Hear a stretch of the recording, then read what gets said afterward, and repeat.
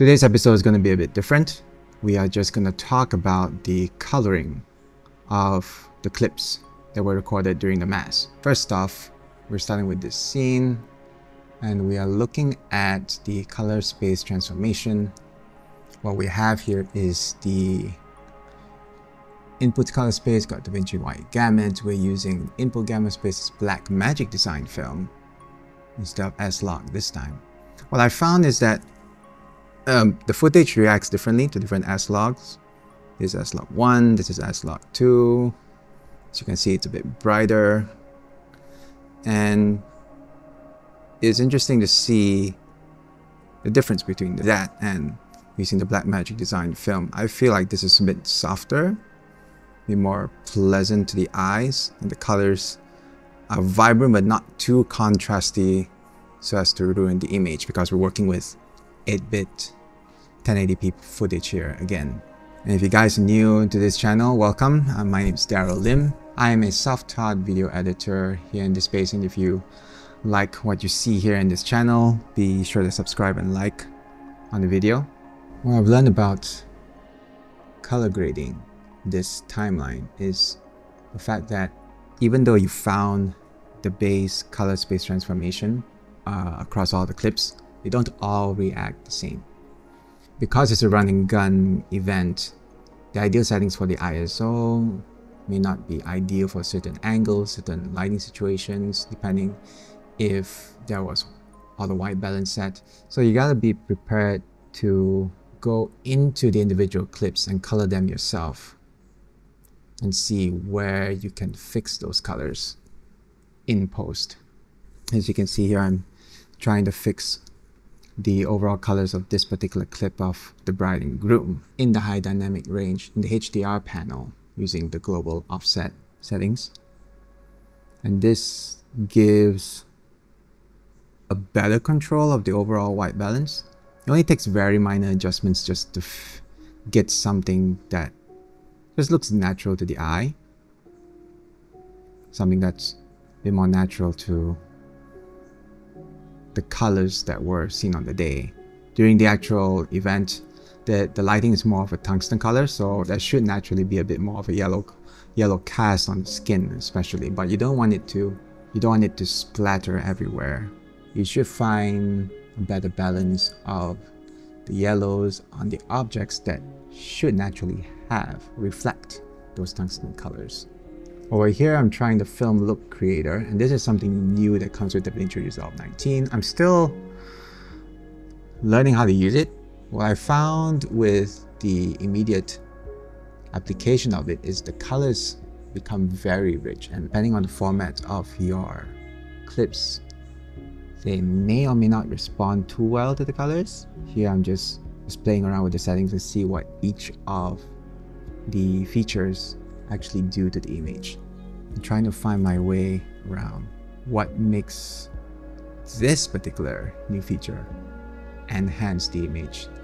At this point, I'm wondering to myself, is it really worth using this feature? You know, sometimes you gotta just base on your eyes. Scopes are there to help you answer the question, are you overblowing your colors to a point where it's going to ruin the image on other devices when people watch your videos?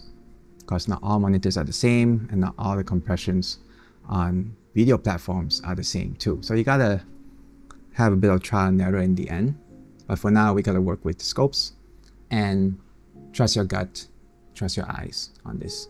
So to recap, once you found the base color space transform, always check the individual clips, see how they respond to the colors of your CST, and then go into the individual images and see what needs to be fixed, are a bit too overexposed or underexposed, and then make your adjustments accordingly. Work with the colors in the scene that you have, and work with whatever settings that were given to you as they were shot.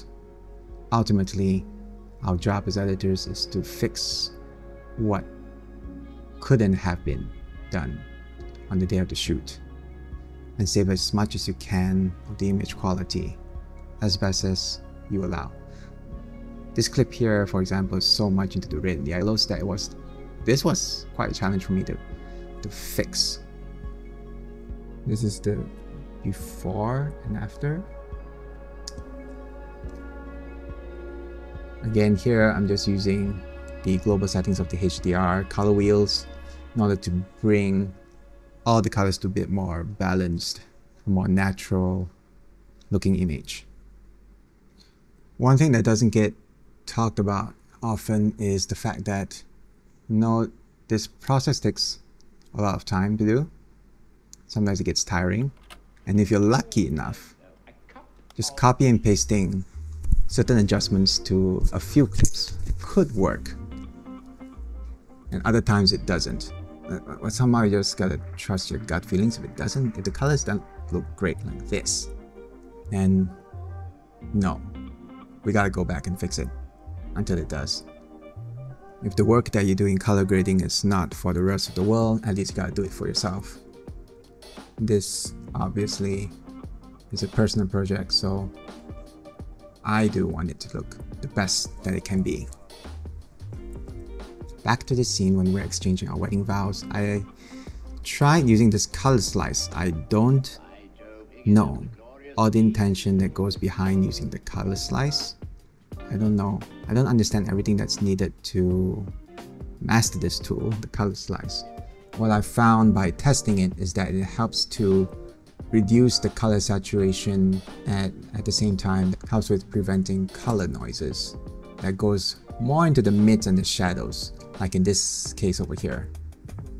As you can see on my jacket here, there's a lot of noise coming out on my jacket. It's hard to avoid some of these sometimes. So a trick I've learned is with the Film Look Creator is that you can add some grain in order to cover up those obvious signs. Depending on how long you're going to use that specific clip, people may not notice it. But of course, you can't avoid the fact that you are going to be the one noticing it, and it's going to make you feel uncomfortable seeing it every time. But it is what it is. It is what you have. Is this the best look that you can get from using all the tools that you have in hand? Thanks so much for watching. If you like more of these videos, you can check out more of these behind the scenes videos over in the playlist here. And if you'd like to support more of what I do, you can head over to buymeacoffee.com and support the channel with a one-time donation or a membership donation. Appreciate your contribution, appreciate your comments, and I'll see you all in the next one.